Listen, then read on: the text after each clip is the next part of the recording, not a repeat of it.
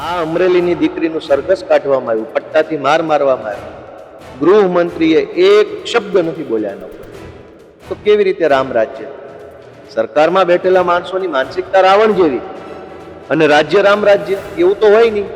કાયદા કી કોશિશમાં ન્યાય નથી મળતો.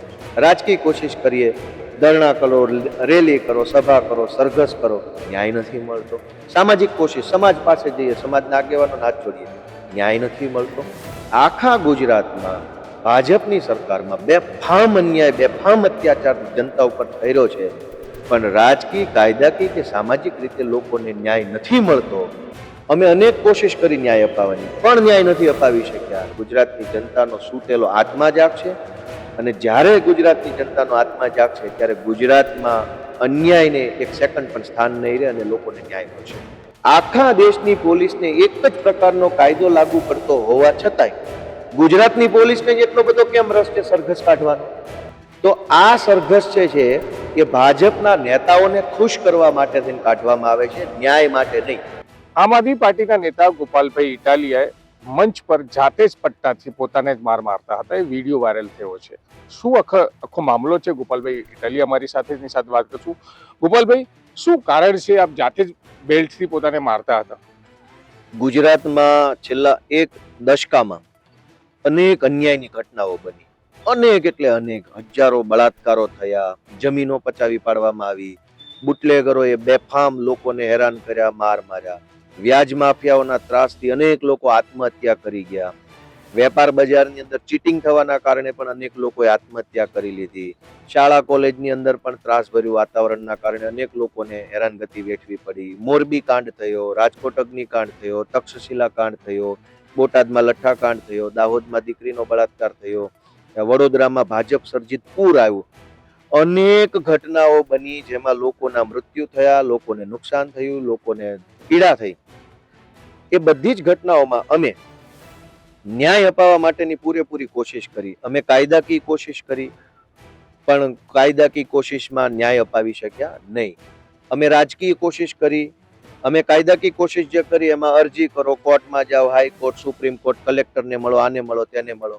કાયદાકીય કોશિશમાં ન્યાય નથી મળતો.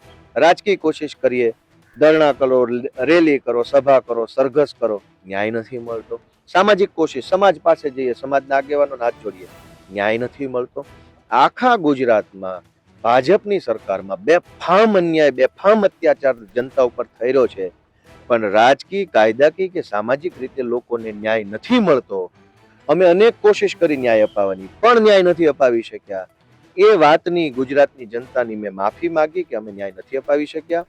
સાથે મને પોતાને સજા કરી કે ભાઈ હવે અમે ન્યાય જ નથી અપાવી શકતા, તો મને સજા મળવી જોઈએ.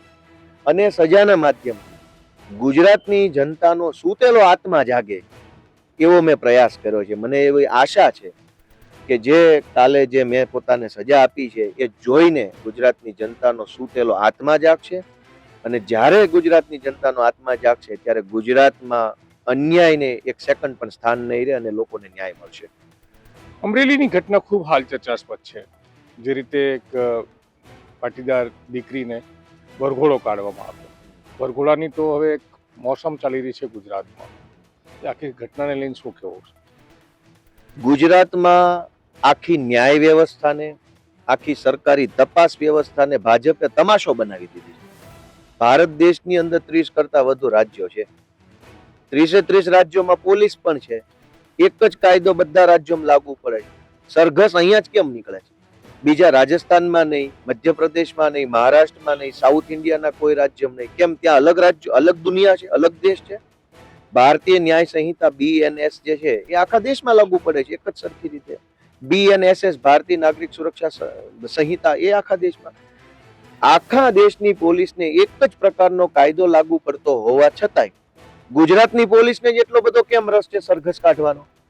તો આ સરઘસ છે એ ભાજપના નેતાઓને ખુશ કરવા માટે થઈને કાઢવામાં આવે છે, ન્યાય માટે નહીં. ન્યાય માટે અદાલત છે, ન્યાય માટે જેલ છે, ન્યાય માટે પોલીસ તપાસ છે. સરઘસો કાઢવાથી ન્યાય મળશે? દેશના બીજા રાજ્યોમાં તો આવું નથી થતું, તો શું ત્યાં ન્યાય નહીં મળતો હોય? ન્યાય તો ત્યાંય મળે છે. અહીંયા પોલીસના કેટલાક અધિકારીઓ ભાજપના એજન્ટની જેમ સારા થવા માટે, મેડલ લેવા માટે, સારા પોસ્ટિંગ લેવા માટે, ભાજપના નેતાઓને ખુશ કરવા માટે સરઘસો કાઢી અને આખી ન્યાય વ્યવસ્થાનો તમાશો બનાવ્યો છે. આ તમાશો છે, આ કોઈ સિસ્ટમ નથી. તમે જુઓ, જે માણસનું સરઘસ કાઢવામાં આવે છે અને અઠવાડિયા 10 દિવસમાં તો જેલમાંથી છૂટી જાય છે. તો જેલમાંથી છૂટી જ જવાનો હોય તો સરઘસનો મતલબ શું વધ્યો? વ્યવસ્થા એવી હોવી જોઈએ કે કોઈ આરોપીનું સરઘસ ભલે ન કાઢો, પણ જીવે ત્યાં સુધી જેલમાંથી છૂટવો ન જોઈએ, તો ન્યાય મળ્યો કહેવાય. એના બદલે જેલમાં પૂરી નથી શકતા અને સરઘસો કાઢી અને તમાશો કરે છે. તો આ તમાશો ખોટો છે. ચાહે અમરેલીનો તમાશો હોય કે ચાહે ગુજરાતના કોઈ પણ વ્યક્તિનો તમાશો હોય, તમાશો ખોટો છે. આ તમાશો બંધ થવો જોઈએ અને ન્યાય મળવો જોઈએ. જે ખુલ્લા મંચ પરથી આપે પોતાને બેલ્ટથી સજા આપી છે, તો એનો અસર લાગે છે ગુજરાતની જનતા પર પડશે કે? આશા અમર છે. આપણે આશા રાખવી જોઈએ કે સારું થશે. ઈશ્વર 1000 હાથ વાળો ઉપર બેઠો છે, એ જોઈ રહ્યો છે. એ બધાને મને શક્તિ આપશે, સમાજને બળ આપશે કે સમાજ પોતાનો આત્મા જગાડી શકે. અને મને એવો વિશ્વાસ છે કે 100% અસર પડશે. લોકો વિચારશે, આત્મા જગાડશે. કેમ કે અનેક ઘટનાઓ બન્યા પછી સમાજ ચૂપ છે, મૌન છે.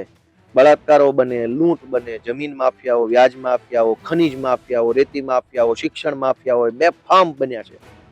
સમાજ એને જોઈ રહ્યો છે અને એટલે માફિયાઓ બેફામ છે અને એટલે લોકોને ન્યાય નથી મળતો. તો મને આશા છે કે કાલે જે મેં સજા આપી છે અને ગુજરાતનો આત્મા જગાડવાની જે કોશિશ કરી છે એ સફળ થશે. ગુજરાતની ચેતના જાગશે અને માફિયાઓને ગુજરાતમાંથી કાયમ માટે છુટકારો મળશે.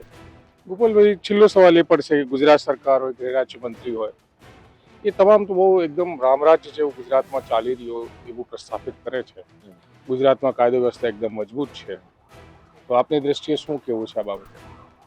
રામ રાજ્ય ત્યારે કહી શકાય જ્યારે શાસનમાં બેઠેલો માણસ રામ જેવો હોય અથવા રામ હોય.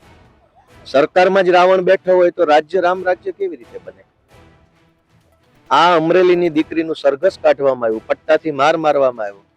ગૃહમંત્રીએ એક શબ્દ નથી બોલ્યા એના ઉપર.